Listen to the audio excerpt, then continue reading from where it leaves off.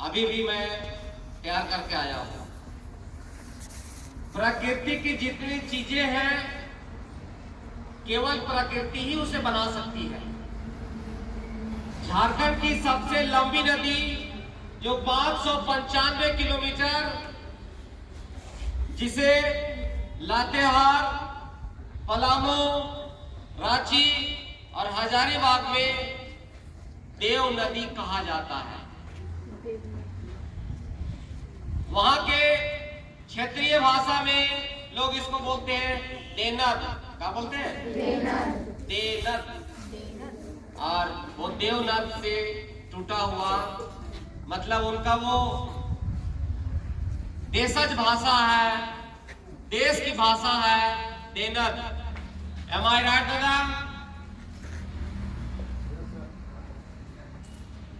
देशज भाषा देनद है और उसका तत्सम जो भाषा होगा, तत्सम दीपक होगा, तत्सम उसका होगा देवनद, मतलब भगवान का बनाया हुआ, भगवान द्वारा निर्मित नदी है।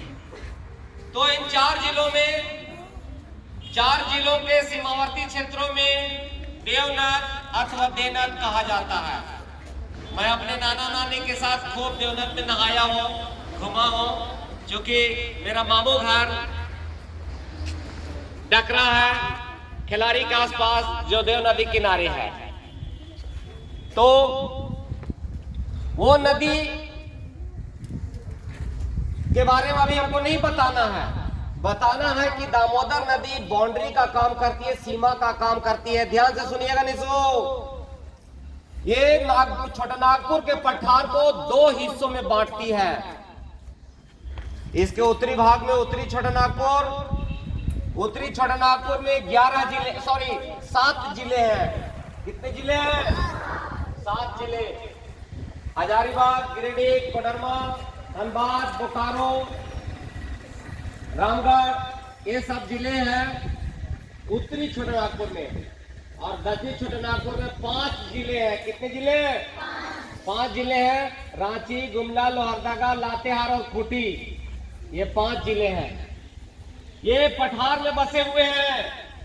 पठार की परिभाषा है कि इसकी सतह मतलब ऊपरी भाग, उबड़ खाबड़ मतलब कहीं ऊंचाई कहीं गहराई होती है, लेकिन इसकी ढाल बहुत तेज ढाल होती है। इसी कारण से झारखंड के पठारों में बहुत अधिक जलप्रपात पाए जाते हैं और पूरे झारखंड में रांची जिला में बहुत अधिक जलप्रपात मिलते हैं। और पूरा झारखंड में सबसे ऊंचा जलप्रपात का नाम है लोधा जलप्रपात अथवा बूढ़ाघाट। इसकी ऊंचाई 143 फीट है, जो बूढ़ी नदी पर है। 200 किस नदी पर? 243 143 बूढ़ी 143 मीटर, 143 मीटर। और होंडरो जलप्रपात का केवल 98 मीटर इसकी ऊंचाई है। तो बूढ़ाघाट जो बूढ़ी नदी पर और जो होंडरो है जलप्रपात वो 98 मीटर की ऊंचाई पर है। स्वर्ण रेखा नदी पर, किस नदी पर? तो इस मॉर्निंग सेशन में आपको 2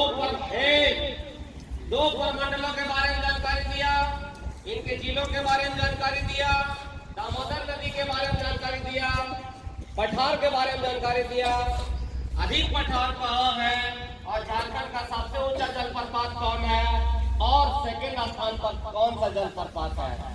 तो शाम को आप इसकी तैयारी रखेंगे। Thank you.